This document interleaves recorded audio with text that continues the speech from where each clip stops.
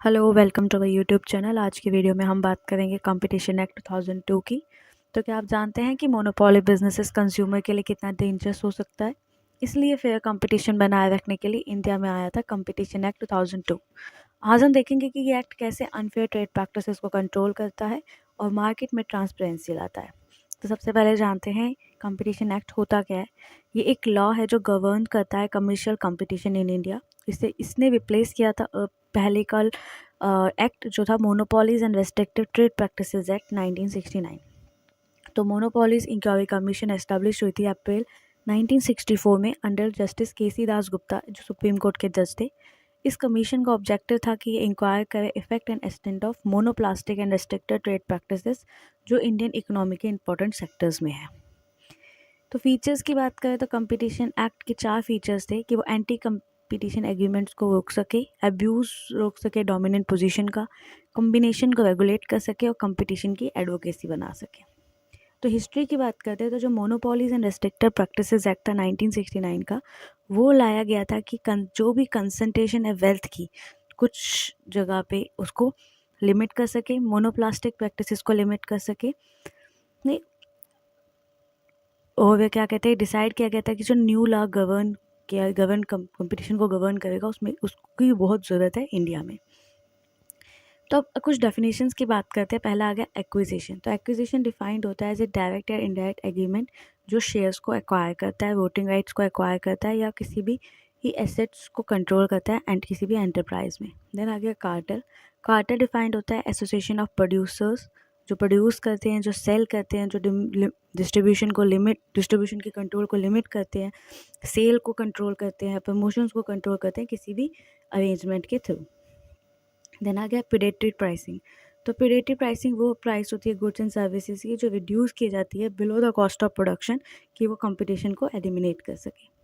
Then आ गया rule of reason. तो जो इंटरप्रिटेशन एक्टिविटी की बिजनेस की जस्टिफिकेशन के बेसिस पे मार्केट का इम्पैक्ट है कंपटीशन और कंज्यूमर पे। देन आ गया पोजीशन। डोमिनेंट पोजीशन वो पोजीशन होती है जो कोई भी एंटरप्राइज एक मार्केट में होल्ड करती है जिससे एंटरप्राइजेस फ्रीली फंक्शन करती है और पूरे मार्केट को उस डायरेक्शन में इन्फ्लुएंस करती है। देन कुछ फीचर्स की जैसे हम डील बात कर रहे थे तो सबसे आगे एंटी एग्रीमेंट। तो कोई भी इंडिविजुअल या एंटरप्राइज किसी भी प्रोडक्शन, सप्लाई या डिस्ट्रीब्यूशन में डील नहीं करेगा जो कोई भी तरह का नेगेटिव इम्पैक्ट डालती है कंपटीशन के रिगार्डिंग इन इंडिया। और अगर कोई ऐसे केसेस आते हैं, कोई ऐसी एग्जिस्टेंस आती है तो उसे इलीगल कंसिडर किया गया है। देन आ गया अब्यूज़ ऑफ डोमिनेंट पोजीशन जो हमने बात की थी।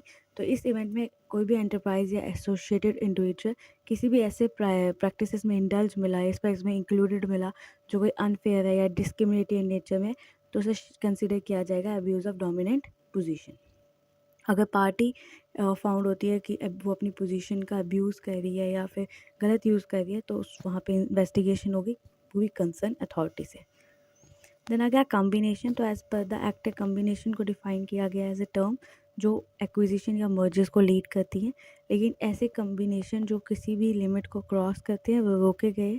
और अगर कोई भी पार्टी उसमें इन्वॉल्व हुई तो वो कंपटीशन कमीशन ऑफ इंडिया के आगे एक्शन ले सकती है वो कमीशन उन पार्टी के ऊपर। देन आ गया कंपटीशन कमीशन ऑफ इंडिया। तो ये एक तरह का इंडिपेंडेंट बॉडी है जिसके पास पावर है कि वो किसी भी कॉन्ट्रैक्ट में आ सकती है और ब्रोक कर सकती है जिसमें पार्टियां इन्वॉल्व हैं उनको सू भी कर सकती है। तो जो मेन फीचर हमने बताए थे कि ये एंटी कॉम्पिटिटिव एग्रीमेंट्स के रोकता है, डोमिनेंस को रोकता है, कोई भी अब्यूज़ कर रहा है, कम्बिनेशन का रेगुलेशन करता है, एक्विजिशन मर्जर जैसे हमने बताया, कंपटीशन कमीशन ऑफ इंडिया की एस्टेब्लिशमेंट है इसके एक्ट के तहत, और पावर एंड फंक्शन जो कंपटीशन कमीशन है वो भी इसके अंदर ही आते हैं। तो कंपटीशन एक्ट को जोड़ा गया है इन्फोर्सिंग रूल्स के साथ जो इंश्योर करती हैं कि फर्म एंड कॉर्पोरेशन कम्पीट करें इफेक्टिवली विद अनदर, लेकिन कोई भी गलत वजह से नहीं। ये प्रमोट करता है एंटरप्रेन्योरशिप, प्रोडक्टिविटी, कस्टमर चॉइसेस बढ़ते हैं और प्राइसेस कम होते हैं, क्वालिटी बढ़ती है। तो फेयर कंपटीशन कंज्यूमर के लिए हमेशा बेटर होता है। आपके हिसाब से इंडिया में कंपटीशन को और भी इम्प्रूव करने के लिए क्या स्टेप्स लेने चाहिए, कमेंट सेक्शन में ज़रूर बताएं। और अगर आपको ये वीडियो इन्फॉर्मेटिव लगी हो तो लाइक करें, शेयर करें, सब्सक्राइब करें।